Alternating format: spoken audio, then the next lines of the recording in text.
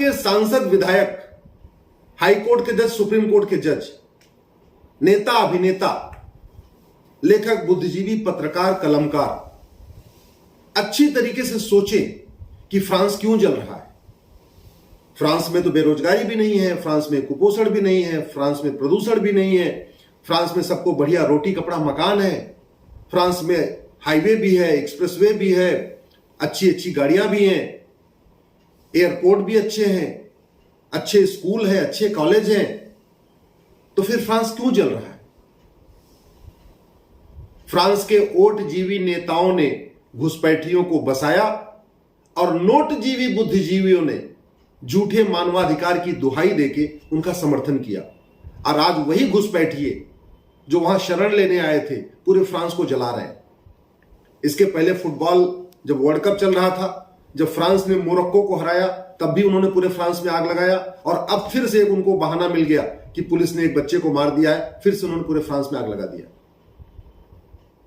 मैं बार बार कह रहा हूं, जिहाद का इलाज कुछ और है। जिहाद का इलाज चीन को पता है, बाकी दुनिया में और देशों ने इसका इलाज किया नहीं है। चीन को पता है जिहाद का इलाज क्या है और उसने बहुत बढ़िया उसका इलाज किया।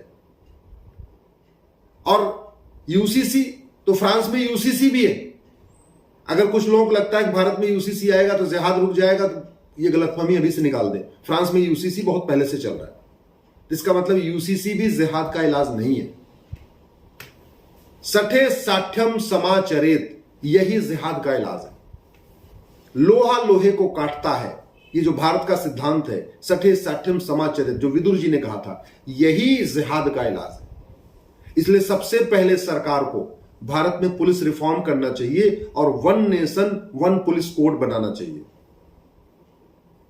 1 घंटे के अंदर एफआईआर और 1 महीने के अंदर जांच पूरी हो, यह बाकायदा पुलिस चार्टर में लिखा होना चाहिए। दूसरा, तत्काल सरकार को जुडिशियल रिफॉर्म करना चाहिए। नार्को पॉलीग्राफ ब्रेन मैपिंग कानून बनाना चाहिए और एक जुडिशियल चार्टर लागू करना चाहिए। जो भी मुकदमा होगा 1 साल के अंदर उसका फैसला होगा। तीसरा, तत्काल सरकार को टैक्स रिफॉर्म करना पड़ेगा। भारत में अभी वन नेशन वन टैक्स नहीं है। पूर्वोत्तर के लोगों पे, नॉर्थ ईस्ट के जो 6 राज्य हैं, वहां के ट्राइबल्स पे टैक्स लागू नहीं होता। अलग अलग कैटेगरी में टैक्स पे छूट मिली हुई है। और फिर इनकम टैक्स भी चल रहा है, जीएसटी भी चल रहा है, वैट भी चल रहा है, टीडीएस भी चल रहा है, दुनिया भर के टैक्स चल रहे हैं। जो ईमानदार है उनके लिए दुनिया भर का टैक्स, और जो चोर है, जो बेईमान है, उनके लिए कोई टैक्स नहीं। ये खत्म करना पड़ेगा। सारे टैक्स खत्म, वन नेशन वन टैक्स, जिसको कहते हैं बैंकिंग ट्रांजैक्शन टैक्स। इस पे मैं डिटेल में कभी बाद में बात करूंगा। लेकिन जिहाद का अगर इलाज करना है तो आपको वन नेशन वन टैक्स यानी बैंकिंग ट्रांजैक्शन टैक्स लागू करना पड़ेगा। एजुकेशन रिफॉर्म करना पड़ेगा। चौथा स्टेप सरकार को तत्काल लेना पड़ेगा, एजुकेशन रिफॉर्म करना पड़ेगा। और जो स्कूल नफरत सिखाते हैं, जिन स्कूलों में नफरत सिखाने वाली किताबें चल रही हैं, उनको बैन करना पड़ेगा 14 साल तक के सभी बच्चों के लिए। और मैं तो कहता हूं 16 साल तक, यानी 10वीं तक पूरे देश में one nation one education system, one nation one syllabus. Gujarat वाला गुजराती में पढ़े, महाराष्ट्र वाला मराठी में पढ़े, बंगाल वाला बंगाली में पढ़े, यूपी बिहार वाले हिंदी में पढ़े। सब अपनी अपनी मातृभाषा में पढ़े। किताब एक होनी चाहिए, सिलेबस एक होना चाहिए, उसका जो कंटेंट एक होना चाहिए, वो एनसीईआरटी के द्वारा ही तय होना चाहिए। One nation one syllabus, one nation one education board, यानी one nation one education code. ये आपको स्टेप लेना पड़ेगा।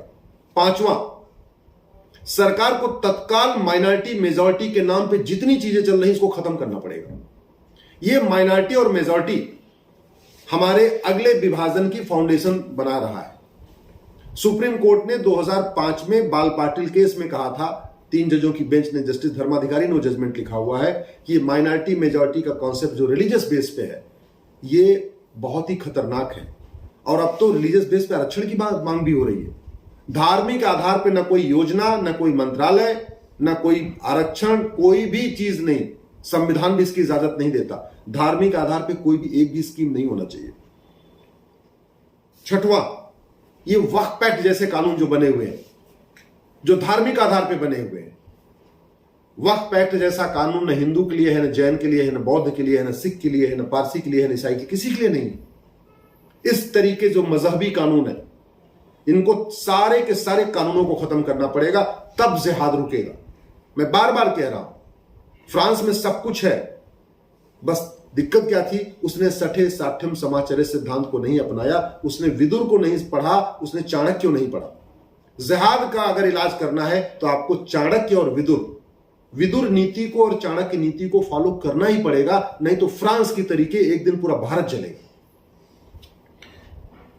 7वां, घुसपैठ को देशद्रोह घोषित करना पड़ेगा। घुसपैठियों के ऊपर नेशनल सिक्योरिटी एक्ट लगाना पड़ेगा, एनएसए, यूएपीए लगाना पड़ेगा और घुसपैठ को देशद्रोह घोषित करना पड़ेगा। चूंकि घुसपैठ का मूल कारण घूसखोरी है। घुसपैठिए घूस दे के आते हैं, घूस दे के आधार बनवाते हैं, घूस दे के राशन कार्ड बनवाते हैं, घूस दे के वोटर आईडी बनवाते हैं, घूस दे के बर्थ सर्टिफिकेट बनवाते हैं। सारा काम घूस पे ही चलता है और बाद में घूस दे के बैंक में खाता खुलवा लेते हैं, फिर फ्री का मकान, फ्री की दुकान, फ्री का राशन कार्ड, सब कुछ फ्री का राशन लेते हैं। दिल्ली में तो मुफ्त में पानी भी ले रहे हैं, मुफ्त में बिजली भी ले रहे हैं, सब घुसपैठिए मजे कर रहे हैं।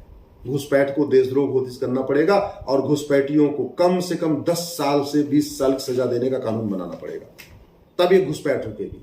फ्रांस में देख लीजिए कितने 10 लाख घुसपैठी हैं, पूरे फ्रांस को आग पे उन्होंने ढेर पे खड़ा कर दिया। भारत में तो 5 करोड़ से ज्यादा घुसपैठी आ चुके हैं।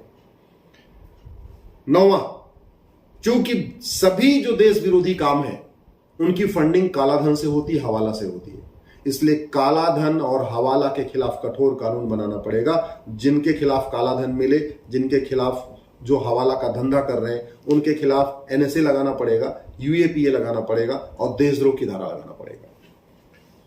10वां, धर्मांतरण हमारी राष्ट्रीय सुरक्षा के लिए खतरा है। सुप्रीम कोर्ट कह चुका है, मेरी पीआईएल पे सुप्रीम कोर्ट ने पिछले साल 14 नवंबर 2022 को कहा था, आप लोग गूगल कर लेना, कि धर्मांतरण राष्ट्र की सुरक्षा के लिए खतरा है। ये सुप्रीम कोर्ट कह चुका है, मेरी पीआईएल पे सुप्रीम कोर्ट ने कहा।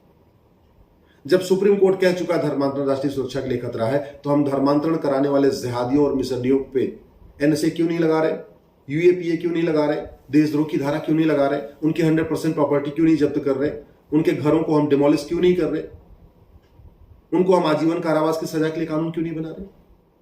और सबसे इंपॉर्टेंट, जो देश विरोधी काम के लिए जो फंडिंग होती है, भारत के अंदर तो कालाधन से होती है, हवाला के जरिए होती है, बाहर से भी जो फंडिंग आती है वो भी कालाधन के, हवाला के जरिए आती है, एफसीआरए के जरिए होती है।